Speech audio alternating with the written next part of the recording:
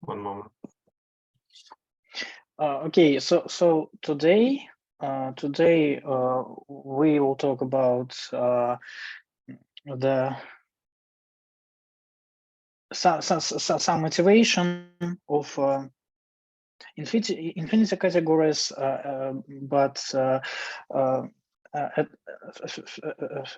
first we should discuss so-called quasi-categories, and this is the main topic of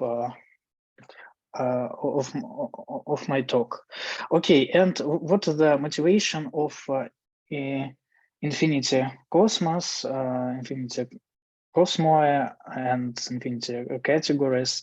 The motivation is that infinity categories form so-called infinity cosmos, and this notion is some analogy of category theory.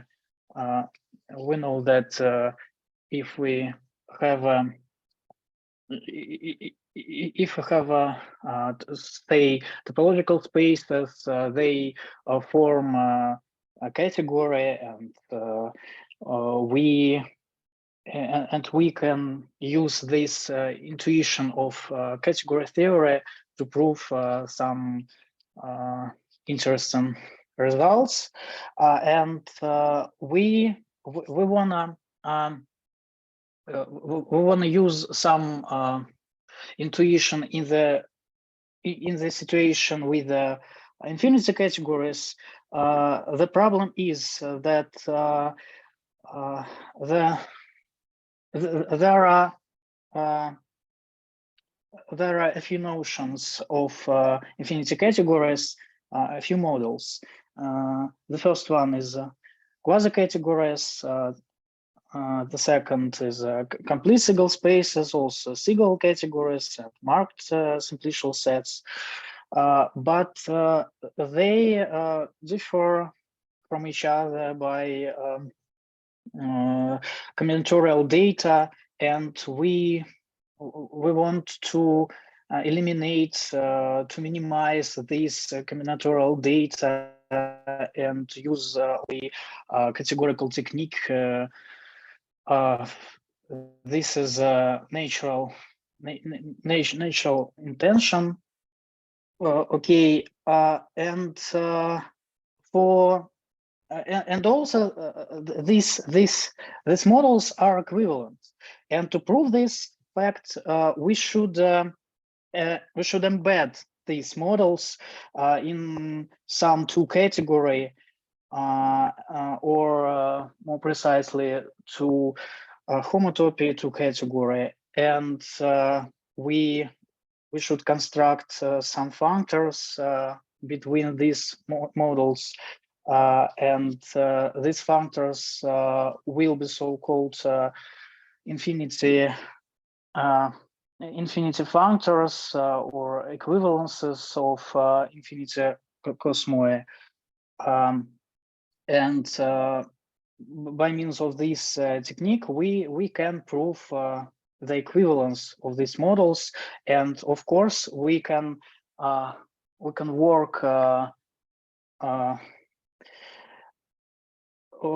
we can work by means of invariant approach or synthetic approach. Okay, this is some motivation, and I recall now the definition of the categories. So we have the following lifting problem. Recall that in complex situation, we have that the lifting problem should have the solution for any horn, but in the case of quasi-categories, we require just the existence of solution for only inner horn. So So complexes are some trivial examples of quasi-categories. So quasi-categories is a simplicial set which for which there is a solution for any inner horn lifting problem. Okay, the first example is complexes tautologically.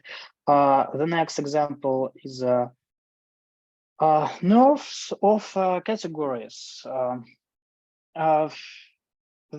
There is a fact that the lift is unique for nerves of categories, and these examples are sort of also motivation for this notion. Okay. So for quasi-categories, we can form homotopy category, and what is it? We just take we can take as objects of the homotopy category of X just the same. Objects are the same, and morphisms are equivalence classes by homotopy relation. What is a homotopy relation? We say that F is equivalent to G if and only if there is a two simplex with the boundary having any of the forms. By objects of X, you mean zero simplices? Yeah. By objects. No. Sorry. No. We just. Okay. Yeah. Of course. We have zero simplices, and we have morphisms between them, and we say that these morphisms are equivalent if we can construct these triangles. Okay. Yeah, of course, zero simplices. So, and we have the following relation. What is the composition? Composition. We say that composition F and G is H if we have the following two simplex, and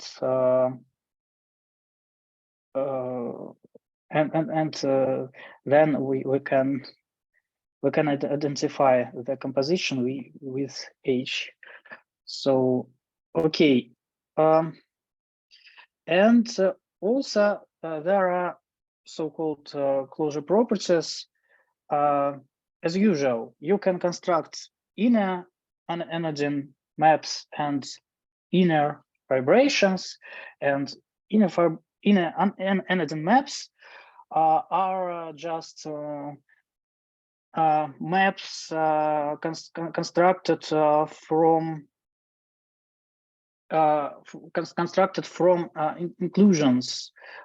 inclusions of horns in simplices, and then so sorry, you should take all of the inclusions of simplicial sets, and so you can start with the inclusion of the boundary of simplex into simplex, and then you can glue these maps together and take form retracts push-outs, and this system is called an inner energy maps. And inner fibrations are the maps which have a lift property, which have right lift property with respect to the inner energy map and energy maps. Okay, and these classes form left and right classes of the weak factorization system. Any map of quasi-categories can be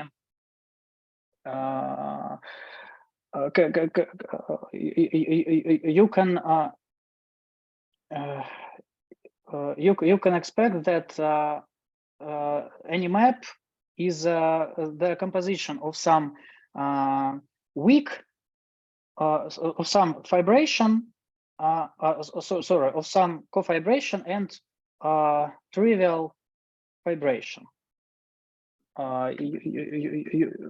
You can construct F as a some sort of this composition, as usual in the model categories.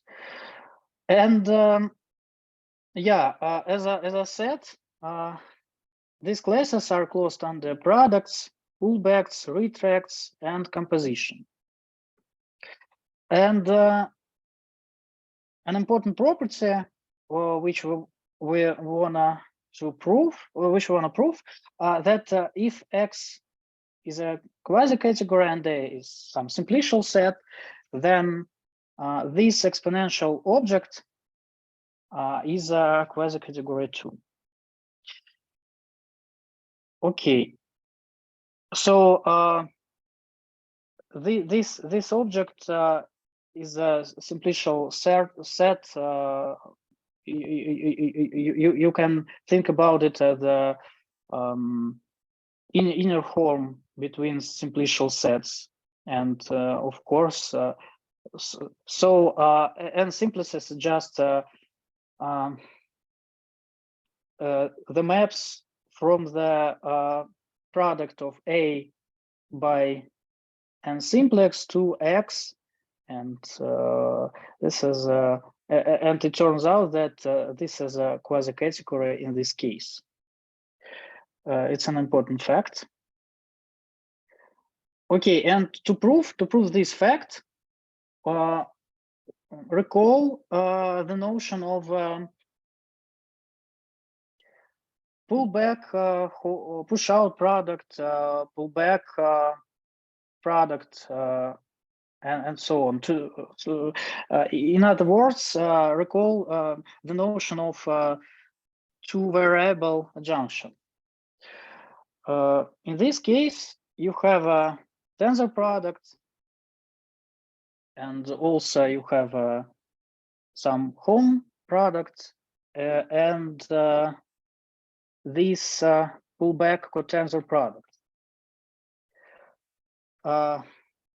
Okay, and such that there are these isomorphisms. So you can move this say object to the right hand side and vice versa, and we require this isomorphism. Okay, and when it is a case, then there is a two variable adjunction between these arrow categories. Recall that by this symbol we mean just arrow categories. Objects of this category are just arrows of the category M, and the morphisms are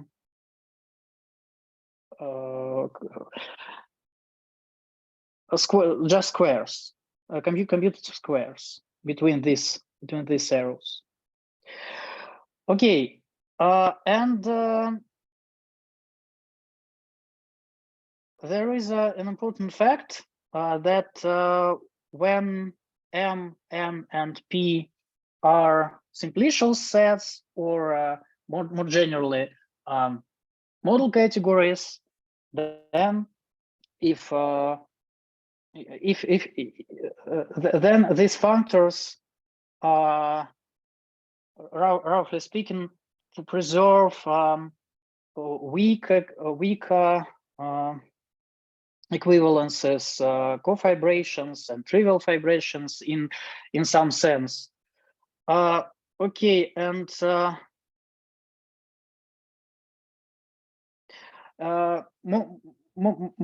more strictly, we can for the push-out product, we have the following situation.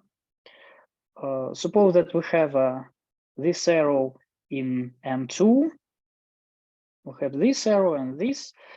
Then we can form this this push-out diagram, push-out product diagram. This is a quite simple one. We start with the tensor product M with N and apply this map. We just move in the first variable, and we move in the second variable and form the push out, and also we can form this object. Then there are morphisms, of course, and by universal property of push out, there is this arrow, and this arrow is called push out product of I and J arrows. And the similar, is there some general is there some general construction which explains how these definitions come to be? Yeah, it's quite general construction which can be applied in different cases. For example, for any model categories, for any simplicial model categories, there are some fruitful facts in this setting. Yeah, what I mean is more like if we replace the category consisting of just one arrow, i.e. this two, with just some fixed category, and we consider functor categories, is it possible to define a similar extension of this to variable adjunctions to these functor categories? Something like that. It's an interesting question. Because right now it seems like it's an instance of some, I don't know, maybe a client or something like that, but I'm not sure. Perhaps, but today we need not this. Okay, sorry. More general construction, but thank you.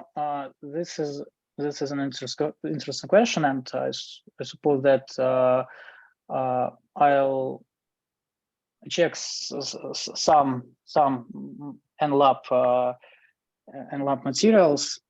Okay. In the same vein, we can form a pullback cotensor, pullback home, and what is the important property? So in our case, we can find that there is a correspondence between the diagram of the following form and the following diagram. Just by adjunction, and by two variable adjunction, and also by usual adjunction between exponential objects and tensor products. So for example, here we have this two variable adjunction, and we can convert this kind of problem into this one. And the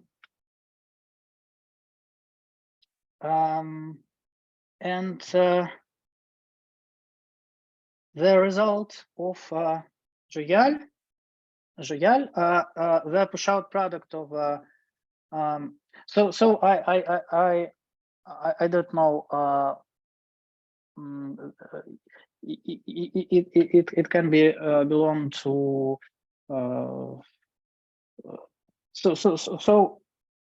the potential case of this construction is the fact that the push-out product of a monomorphism with the inner Anodin map is an inner Anodin map. And we wanna sketch. We wanna give the sketch of proof. So the functor, this functor preserves colimits in each variable. This fact is due to this operation is formed by limit, and this is not core. This is not. It's not helpful, but okay. There is a fact that this bifunctor preserves colimits in each variable, and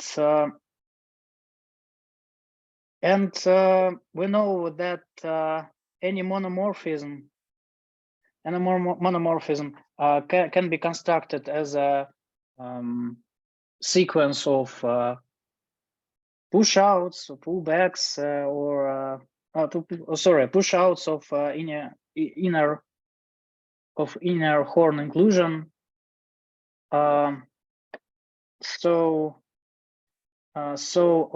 We can consider just the case of an inner horn inclusion, and in this case, so we just should consider the case when we take product between IM, where IM is a co-fibration, and where between this trivial co-fibration. But in this case, you can find the proof in Lurie book or Riehl work. Okay. Well, by two variable adjunction, one can also prove that in the same vein that this form, this pullback home, is an inner fibration in the case when I is a co-fibration and F is an inner fibration, and also this is a trivial fibration, the case when G is an inner Anodin map, and G is an inner fibration. Okay, and from this result, we can conclude that if A is a simplicial set, X is some quasi-category, then this exponential object is a quasi-category. Just we should represent this morphism as a pullback home of this inclusion of initial object into A and this this map into terminal object. So in the right-hand side diagram, clarify this situation. So we have, we have this home set just initial object. This is also initial object, and of course this this pullback is just this map or the map from this exponential object to the terminal one. Okay. The second corollary of the theorem above is that if X is some quasi-category, lambda is an inner horn, then this morphism, this induced morphism between exponential objects is a trivial fibration. It follows obviously from the previous corollary. Okay, the next corollary is about that the fiber over any point is a contractible concomplex in the case of trivial fibration. So the space of fillers to a given horn X is a contractible concomplex. So we have a property which is about that something well defined up to a contractible space of choices. The next theorem is an interesting one, and I suppose that we should consider its proof. Suppose that we have this weighted limit with the weight W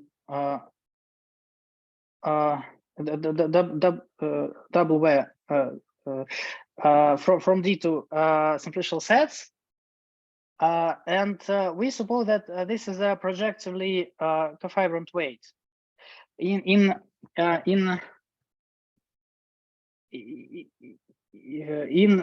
the corresponding model in the corresponding model structure, and X is some diagram in the category of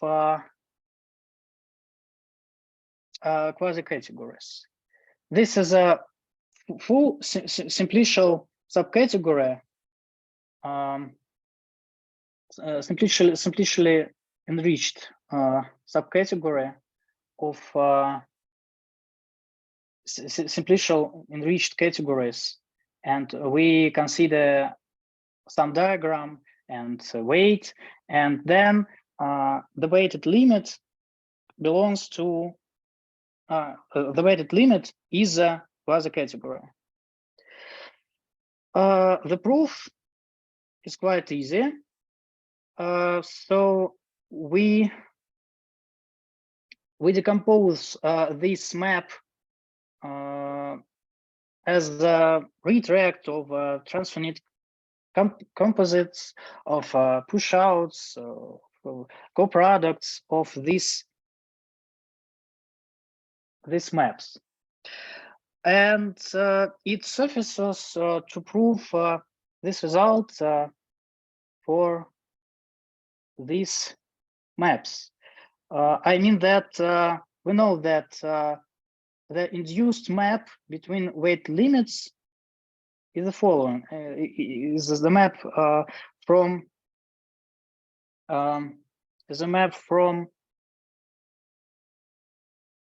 terminal object to weighted limits. Sorry, weighted limit.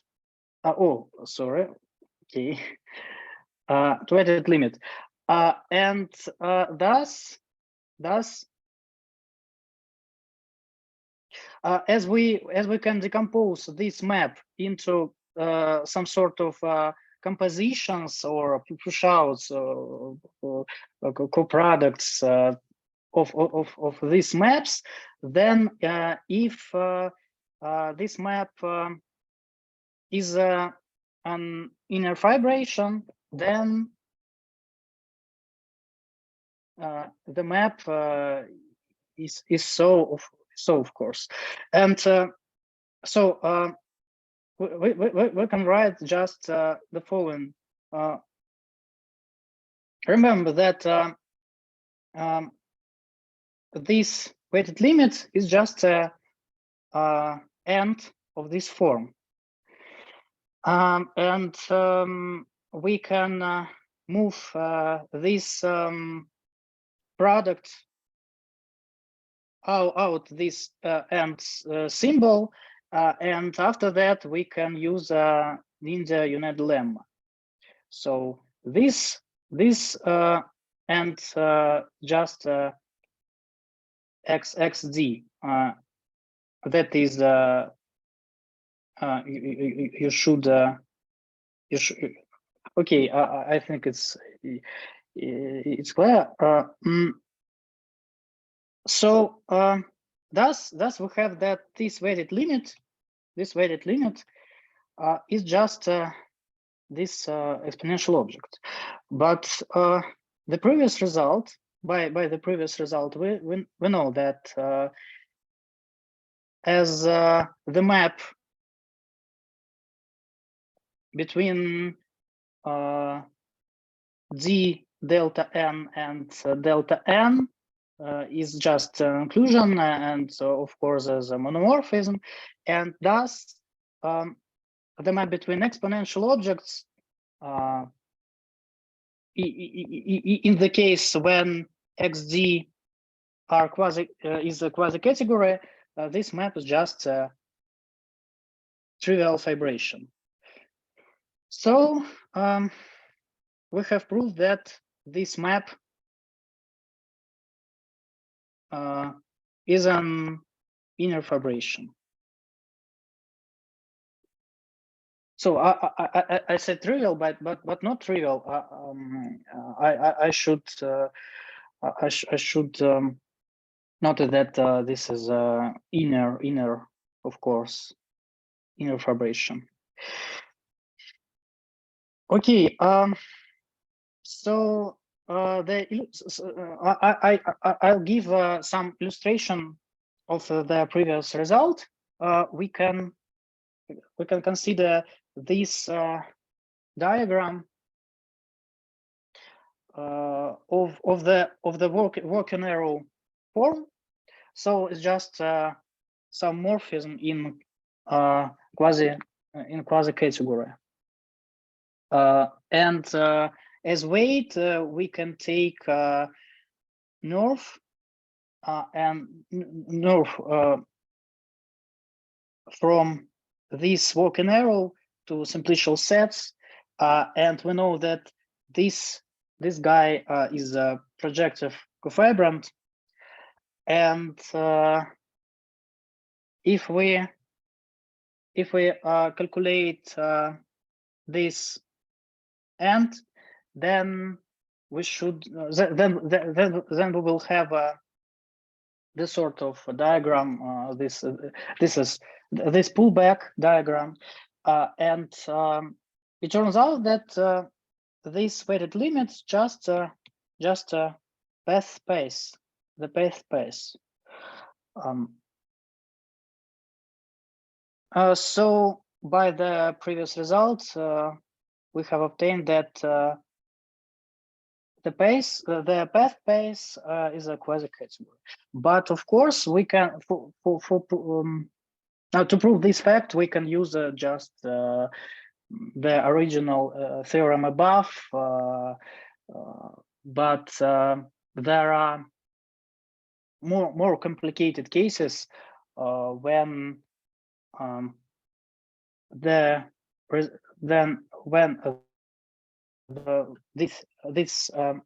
when this theorem is more convenient to apply. Okay,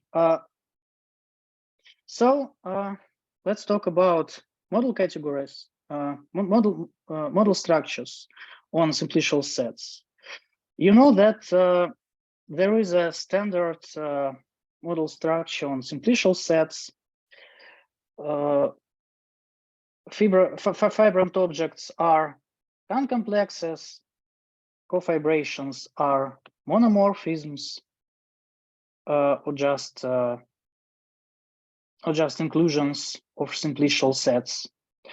And it turns out that there is another model structure, so-called Riehl model structure on simplicial sets. To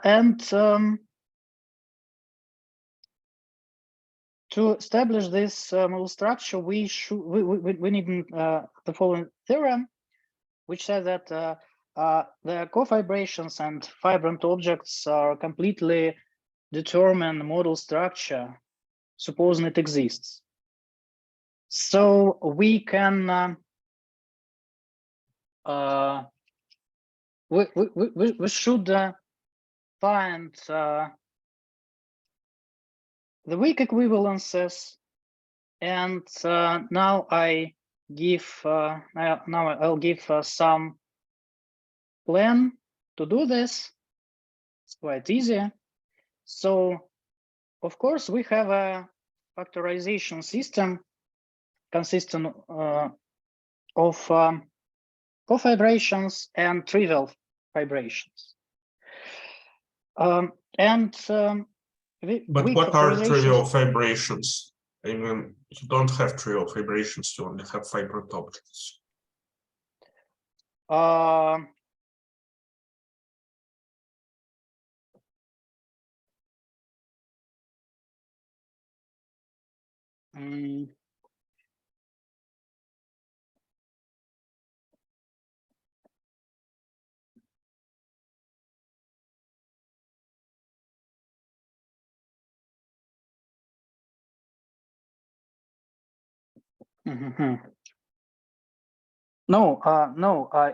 But I can consider the right-Litten property with respect to cofibrations. Oh, okay, I see. Yeah, right. Yeah. Okay, and we should determine the weak equivalences.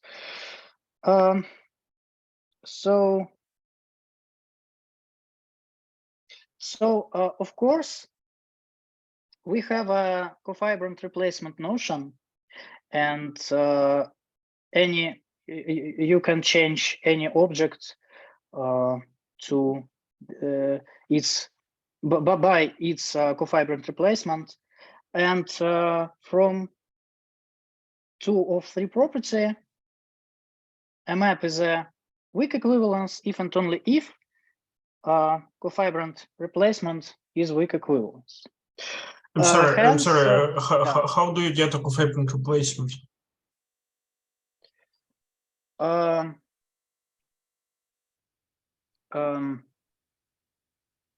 We have a weak factorization system, yeah? Yes. So we can consider the map from initial object. So we can consider an inclusion of initial object into X, and then apply. Yeah. Okay. Thus, okay. by two or three property, a map is weak equivalent. Map is weak equivalence if and only if cofibrant replacement is weak equivalence. It's obvious from this property and from the weak factorization stuff. Okay, hence it suffices to determine the weak equivalences between cofibrant objects. So any model category M is saturated. That is a map in this model category is weak equivalence if and only if F is an isomorphism in homotopy category. This is a general fact. Hence, hence the map F is weak equivalence if and only if we have a bijection between these mapping spaces in homotopy category for each fibrant X. For each fibrant X. Okay, and now we are in setting of Quillen cylinder objects argument.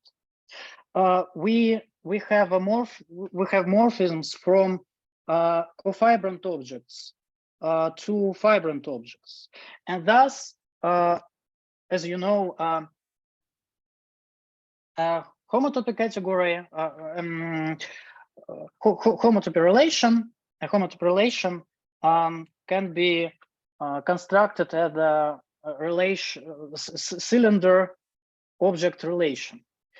You construct a cylinder and you have left homotopies, and after that you just form this quotient. You just take this mating space and and you have a quotient with respect to left homotopy relation by cylinder object for A. Okay, so we are done. And we have this F is a weak equivalence if and only if we have a bijection, and these bijections can be are correctly defined by means of Quillen's cylinder object argument. Okay, and now introduce the following notation.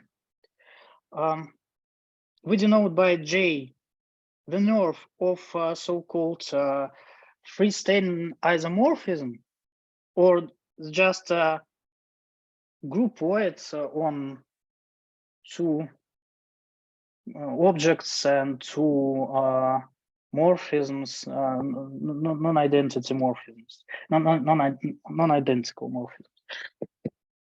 Okay, and we can think about this object as a infinite dimensional sphere. Of course, the nerve of this groupoid is contractible one, and you have an action of Z2 on J that permutes non-degenerate simplices. And of course, you have only two non-degenerate simplices in each dimension.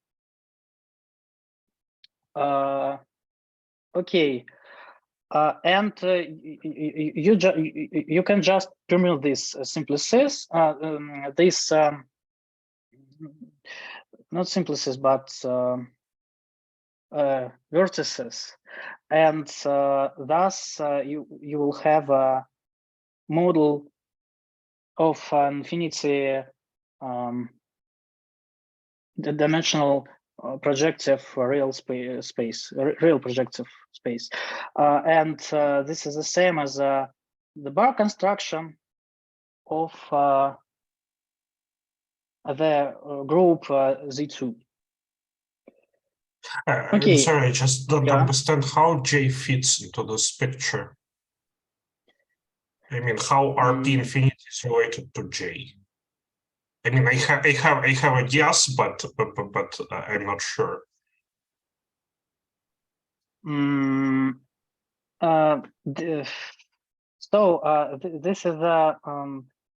This is some comment which is which won't be used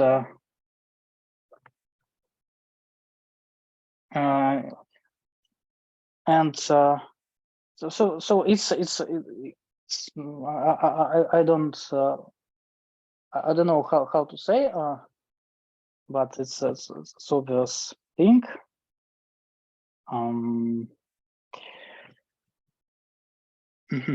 No, I mean just why we need J at all. We just as well could have considered a point instead of J. That's a good question, but we will see that we will consider the inclusion of one object into this this category, and this arrow will be called will play an important role in the model structure. Yeah, okay. I was just confused about this example. That's all. Okay. It's quite natural, but okay. So yeah, you can think about this G as a segment, and you can use it to form a cylinder object. And so we have the cylinder objects functorial. We have an obvious inclusion A and A to A cross J, and this equivalence, this trivial fibration. So this is a monomorphism, and this is a trivial fibration. And the map is a trivial fibration by the trivial argument. So consider the following diagram, and we should lift. We should find the solution of this lifting problem. For n equals 0 is okay, as J is non-empty, and of course there is a solution. In the case, in general case, you should use the junction between the 0 skeleton functor and 0 cos-skeleton functor, and you can notice that J is a so-called 0 co-skeletal object. So it means that this is like the first stage of Postnikov tower. So you have no higher homotopy groups in higher dimensions, dimensions higher than 1, and just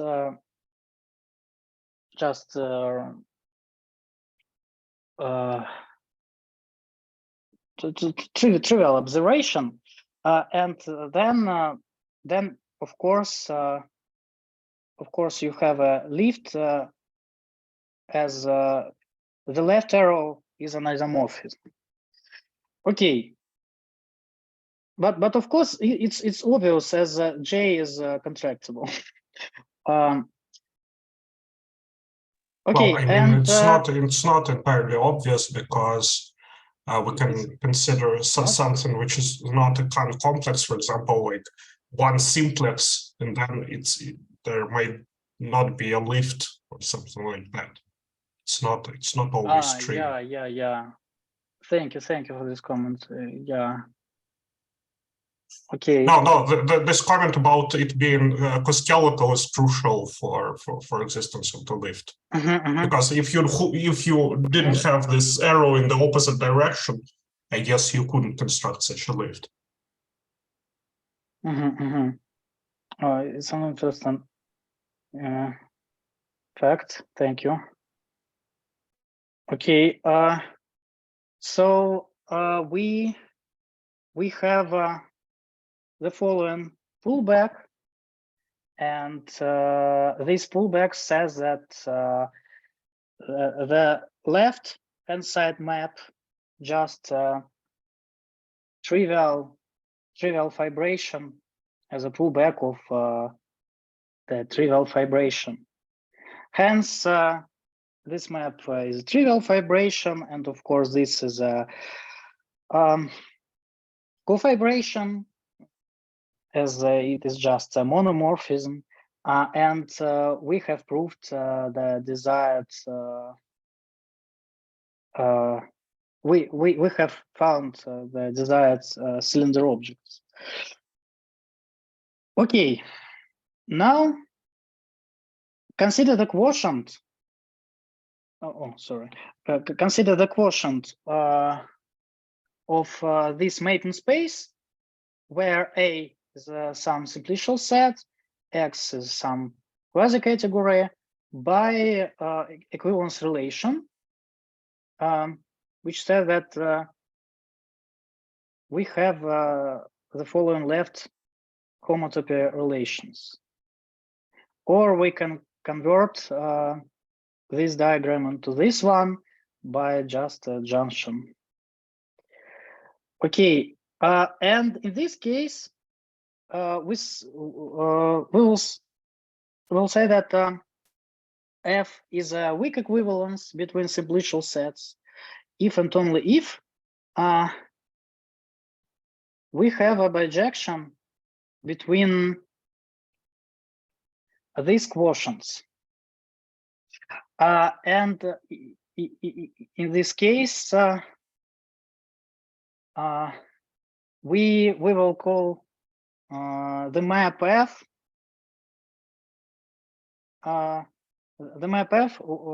will be called as a categorical equivalence, and this is an important notion in Riehl model structure. Okay, consider the following example. If F is an inner fibration, then F is a categorical equivalence. For any quasi-category, we know that the induced map is a trivial fibration, because X is a quasi-category and F is an inner fibration. So by the previous facts, and hence this map has a section, and this section allows us to choose to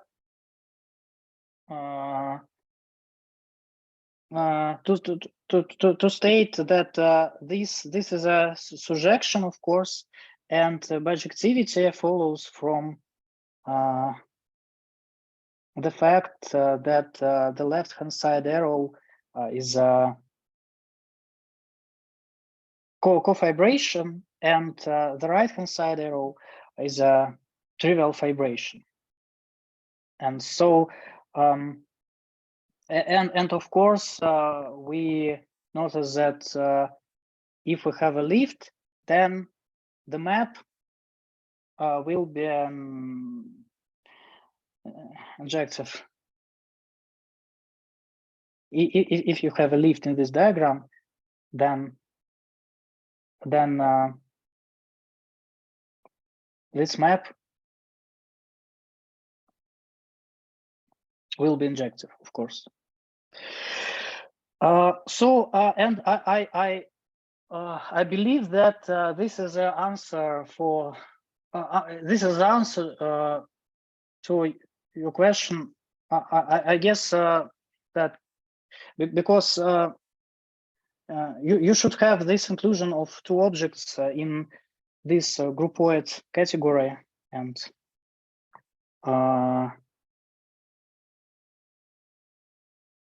this converts to the injectivity property. Yeah, and in the case when J is just a point, I don't understand how we can produce the analog of this. No. The question was about that particular example where you considered an action of Z mod 2 okay. on something. Since J is equivalent to a point, I was just confused by why you needed J in that particular example. I understand why we need J in general as a cylinder object, but yeah. Okay. In the same vein, one can prove that the trivial fibrations are categorical equivalences. So we have the following Riehl theorem. There exists a left proper cofibrantly generated monoidal model structure on simplicial sets for which fibrant objects are just quasi-categories. Cofibrations are monomorphisms. Weak equivalences are categorical equivalences, and also fibrations between fibrant objects are the maps which is called isofibrations, such that they fit into this. They solve these lifting problems. So with respect to inner horn inclusions and with respect to this inclusion, okay. So remark, there exists a set of generated on trivial cofibrations, but no explicit description is known. Okay, and now we will discuss about equivalent junction between these model structures. So the following theorem says that we have this equivalent junction between homotopy category functor from simplicial sets to small categories, and vice versa. We have a functor, null functor, which maps the some small category to its north, and so thus we have a simplicial set, and we suppose that on this category we have a Riehl model structure, and on this category we have a so-called folk model structure. Recall that the folk model structure consists of the following data. So weak equivalences are usual equivalences of categories. Cofibrations are isofibrations. and that is the maps which can be such a map that can be linked to the isomorphism for any point in pre-image. So if you have a isomorphism here, you can lift it such that for any pre-image point, so you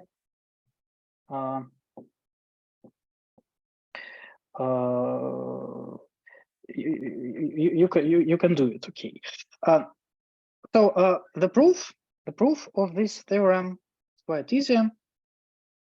The functor H sends monomorphisms to functors that are injective on objects. So it remains to prove that N preserves vibrations, but N is fully faithful, as this co-unit is an isomorphism, as if you apply the homotopy functor to nerve functor, to nerve of something, you have just an isomorphism. You will obtain an ordinary category from which you start, and this is an isomorphism, and this functor sends isofibrations in the category of small categories to isofibrations. Sorry, not isofibrations, but to morphisms which have right lifting property with respect to this inclusion of terminal object into J constructed above. Also, these functors sends functors to an inner fibration, because you know that for a nerve functor you can solve lifting problems, and so by Riehl result, M preserves vibrations. Okay. Now the corollary of this theorem is that if you have a categorical equivalence, then HF is an equivalence of categories, and vice versa. If you have an equivalence of category, then the nerve functor gives you the categorical equivalence, and the proof easily follows from the theorem above and Kahn-Brown's lemma. Okay. Now I want to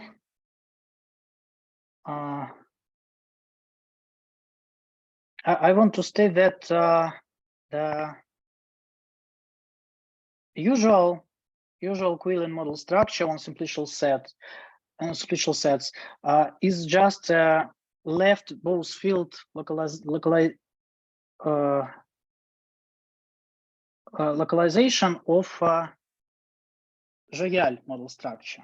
So cofibrations of Riehl model structure are the same as cofibrations over Quillen model structures, just monomorphism. Vibrations of Riehl's model structure contain vibrations of Quillen's model structure. So the class of weak equivalences in Riehl model structure is a subclass subset of weak equivalences in Quillen model structure.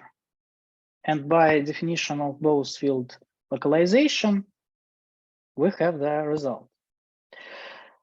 As a consequence, weak equivalences between concomplexes is a weak equivalence between concomplexes is a categorical equivalence, and moreover, it is an equivalence of quasi-categories. But in general, it's not true. If you have this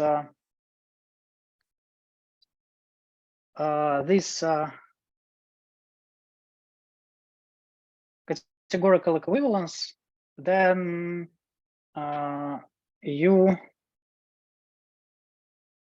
have this morphism between categories, but this morphism is not equivalence of categories.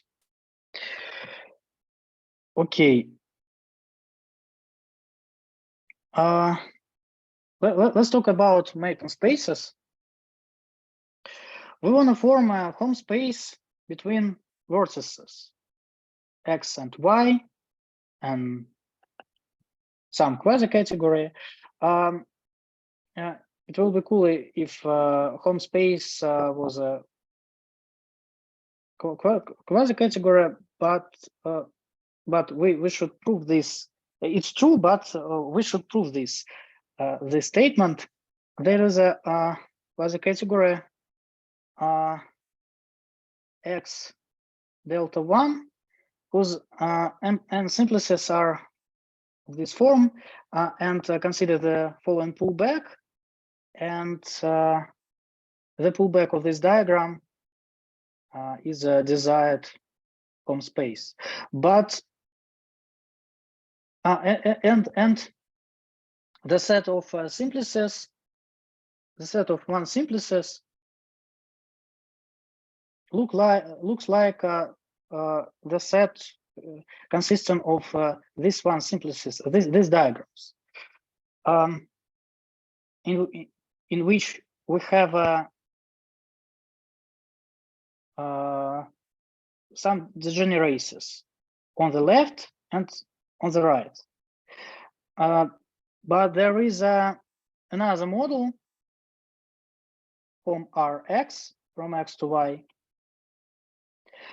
And in this model, zero simplices are as usual one simplices in X, and one simplices are two simplices of this form.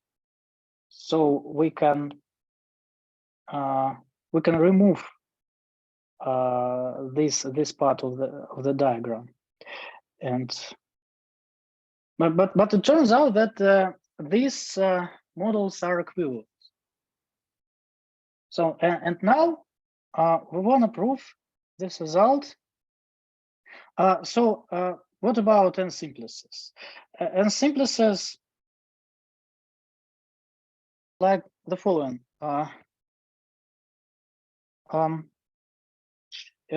You should take last vertex, say Y, and the opposite face labeled by X's, and this is a shape.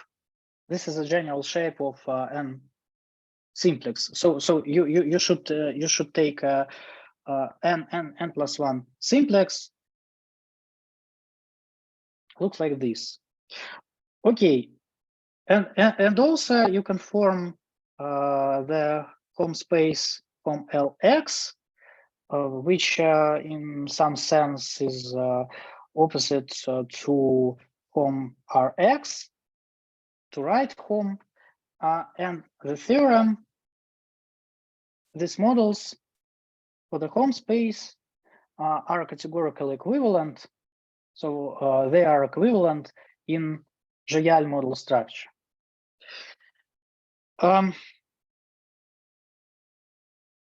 To prove this result,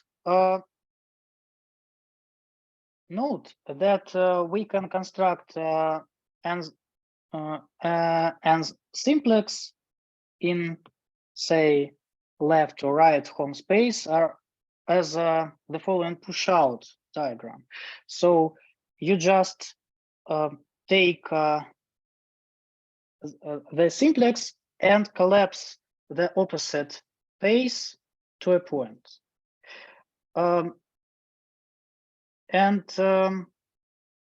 This transformation preserves homotopy type, and in some sense. So instead these shapes, you can consider these shapes. Okay, and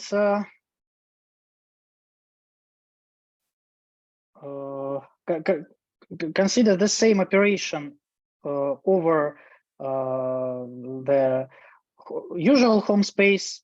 So we collapse left hand side and right hand side vertices by means of this diagram. Okay, and thus we have the following triangle diagram. We can map from the usual home to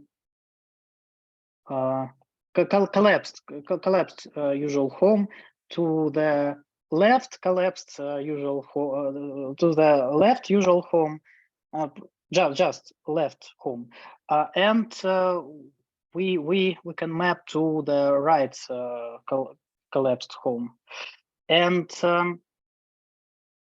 the maps RL and RR are just retractions, and I draw some pictures which clarify this notion, and you just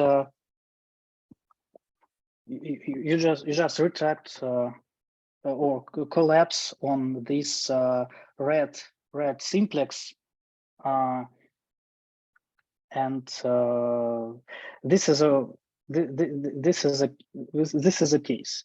Okay, so we can form the following cosimplicial simplicial objects, and the target of these cosimplicial objects is a category over category,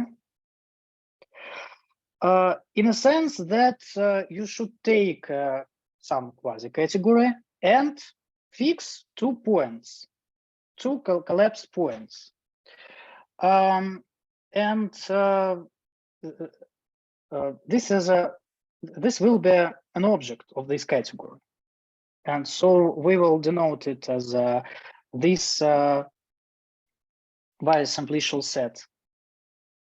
Okay, so in these terms, we can write that left home is just a morphism, just a set of morphisms between this cosimplicial object to your quasi-category, and so on. It's quite easy. You just instead of synthesis, consider you consider some collapsed simplices in your space X, and the following pure combinatorial lemma says that these cosimplicial objects are already cofibrant. So we omit the proof.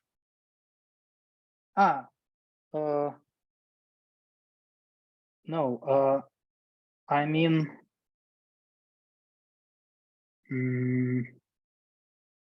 No, I mean, no, it's not the case. So let's prove the following lemma. Consider this co-simplicial objects, and they are really cofibrant. And to prove this statement, we use the following fact that if a co-simplicial object X is unaugmentable, then this Lattian map is a monomorphism. So recall that a co-simplicial object is unaugmentable if an equalizer of D0 and D1 of these between X0 and X1 is just the initial object.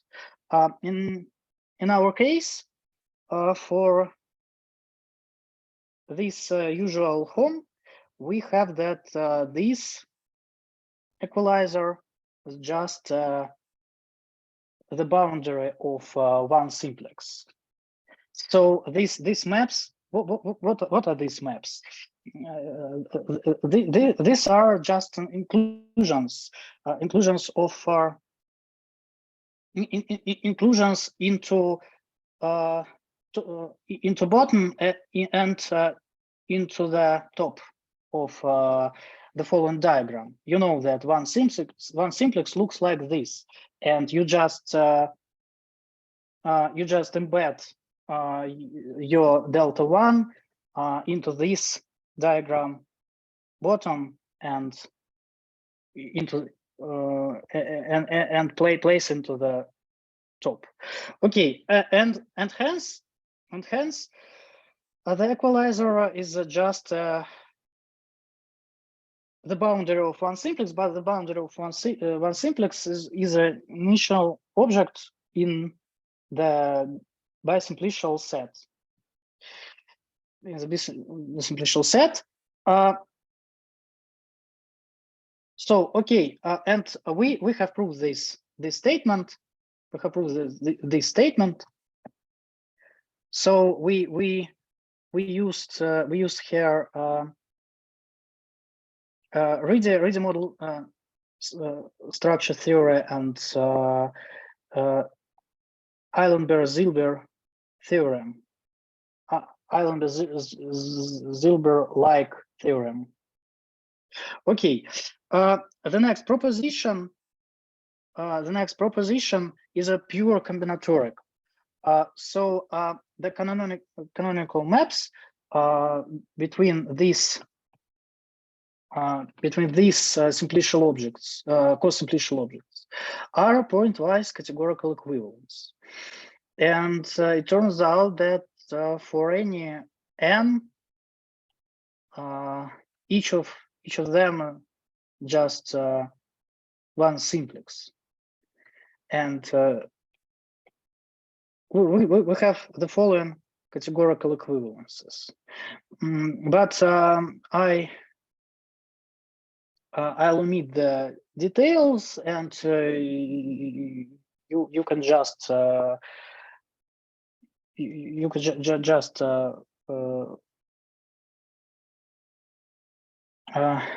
if you desire, you can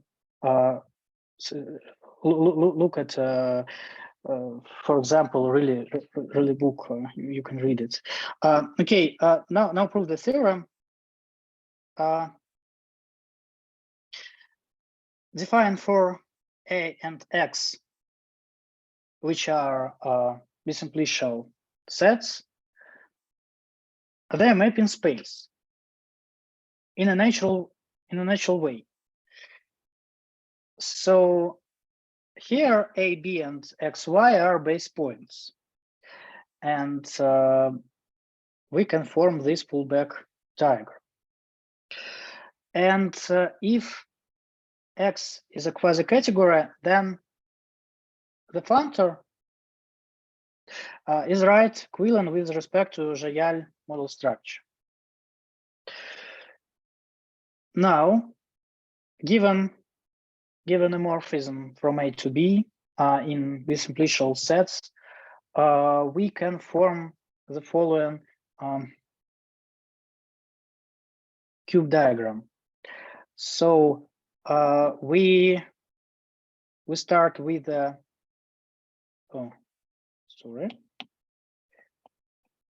we start with the obvious. We start with the definition of home object, and then we have pullbacks here, and also here, and pullbacks compose, and from this follows that the top diagram is a pullback square 2. So it follows that this functor is a pullback of this equivalent functor. It means that it defines the right equivalent functor as the pullback of equivalent functor is a equivalent functor. Okay. Now consider. Oh, sorry.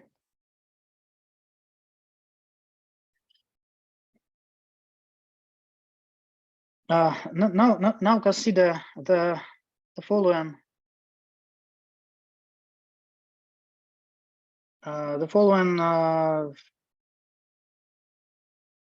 Cosimplicial object in bisimplicial set, and then this line shows that the matching object of home is just home between latching object and X. So the isomorphisms are trivial. So you just move these limits to the first. You can place it to the first variable, and it converts to co-limit notion. And after that, you just use the definition of latching object as the weighted co-limit in boundary weight, and you have the following isomorphism. Okay, and if C is already a fibrant, then the maps are cofibration. This is a general fact of Riehl model structure. Hence, the maps are cofibrations. As we know, as we saw above. So this home is really vibrant with respect to Riehl model structure. And we have pointwise equivalences between really vibrant objects. But really vibrant objects are pointwise vibrant, and thus we're done. So we see that this we see that these objects, these cosimplicial objects, are really cofibrant. Okay, but the last step. For the last step, we should use the following lemma. If F is a weak equivalence between really vibrant bisimplicial sets, then the associated map of simplicial sets on zero degree obtained by taking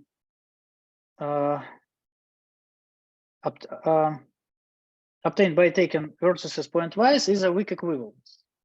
So in our case, if we consider the 0 degree, then we we obtain the desired the origin spaces, and we will obtain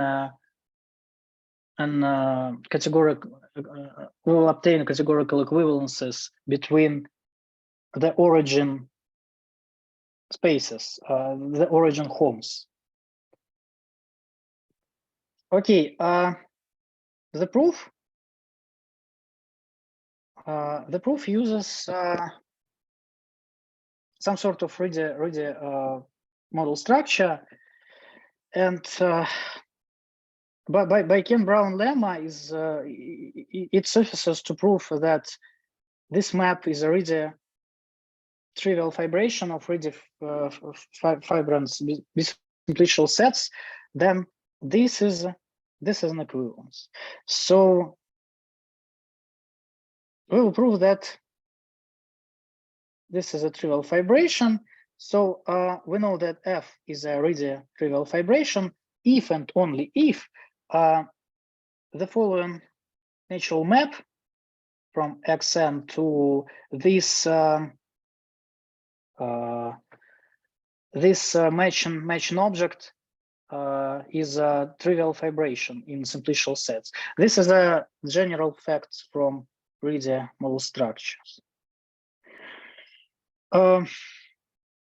So it follows that this map is a surjection in set, and you know that matching object just you can think about matching object as a shapes of shape of boundary of simplices. So these are maps from the boundary of an simplex to the space. Okay, and taking vertices pointwise commutes with the weight limits, as limits commute with the limits. And by Uneda lemma, from the surjectivity, we have a solution of a Lifson problem. So it means that this is a weak equivalence. This is a weak equivalence in simplicial set. In simplicial sets. Okay. And this concludes the proof of the theorem. So thank you for staying, for your attention. Yeah. Yeah, so thank you for the excellent talk. Okay, I'll stop the recording right now.